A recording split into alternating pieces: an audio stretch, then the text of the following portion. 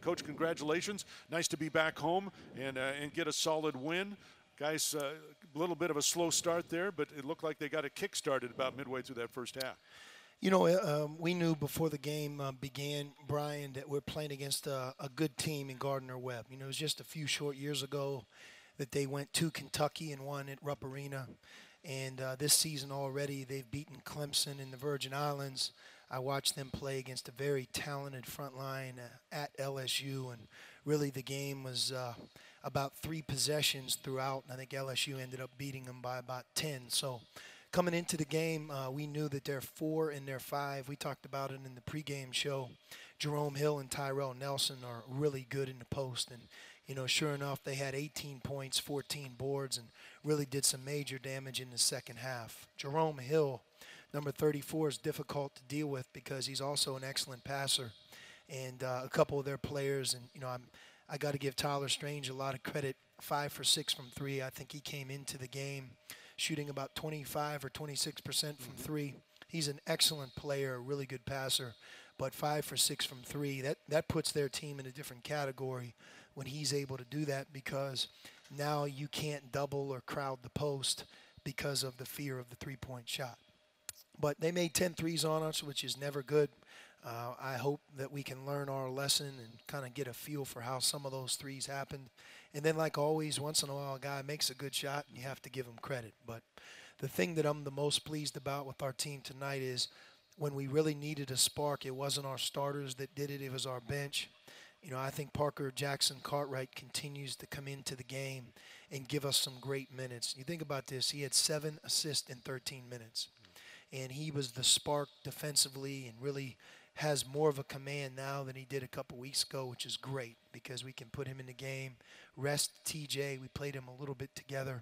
And it wasn't just him. We had a number of other guys play really well. Rondé Jefferson, regardless of his stat line, is our most consistent player because, Brian, he's doing it on defense. He's doing it on offense. He's rebounding at both ends. He guards numerous positions. And, I told him during the game that through the first 7 games, he can't play any better than he's playing. He's really off to a terrific start. So with that being said, we'll take it.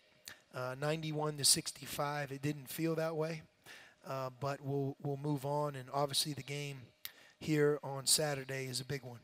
You were talking about the threes that Gardner-Webb hit tonight. Your team went 10 for 17. And if you go back to your last 3 games now, Kansas State, San Diego State, and tonight, it just seems like the guys that are shooting from the outside are taking better shots or getting better looks. Would that be true? Yeah, I think so. And, in Maui, I thought we missed some really good shots. TJ in particular, and Gabe maybe in one of the 3 games. But, when you're around these guys every day, I think you have a better feel for how they really can shoot the ball. And, I even talked to Gabe in shoot-around today and just said, Gabe, shoot the basketball. You're as good of a shooter as there is in the Pac-12, and be aggressive and play free of mind. And he did that tonight. You look at his stat line, 18 points, 2 assists, no turnovers.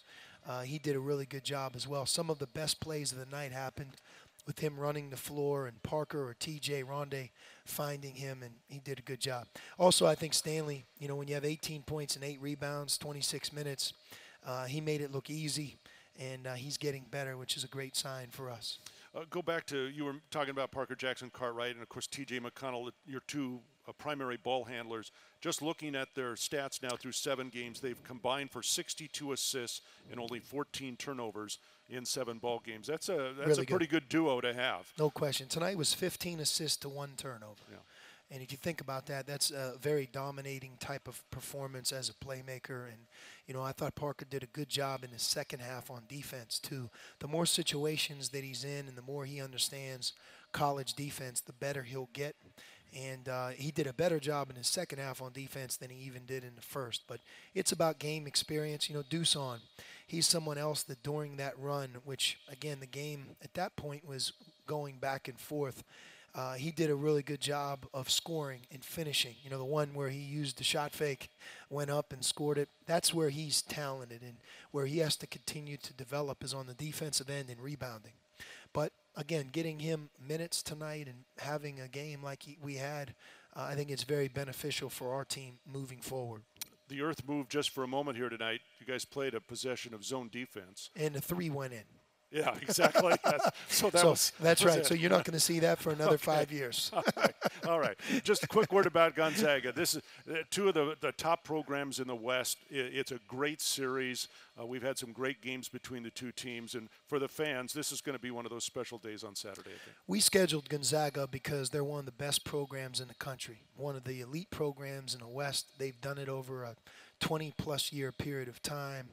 You play a team like that in the month of December, you can only get better and learn.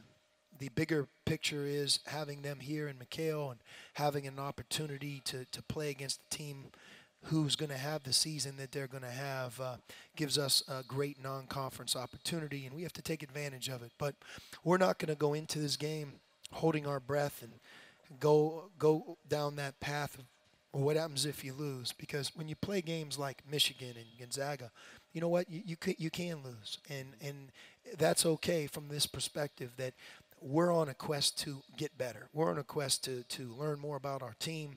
Do we want to win every game? No question about it.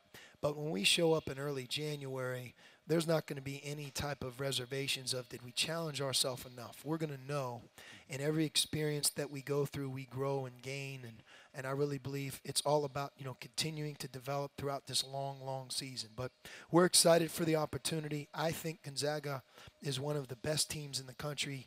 They're a much more talented team than the one we played in the NCAA tournament, and we're going to need to play a great game, not only on defense but also on offense, to be right there to have a chance to win. Look forward to it. Thanks, Coach. See you then. Head coach Sean Miller here courtside at McHale Center. The Wildcats beating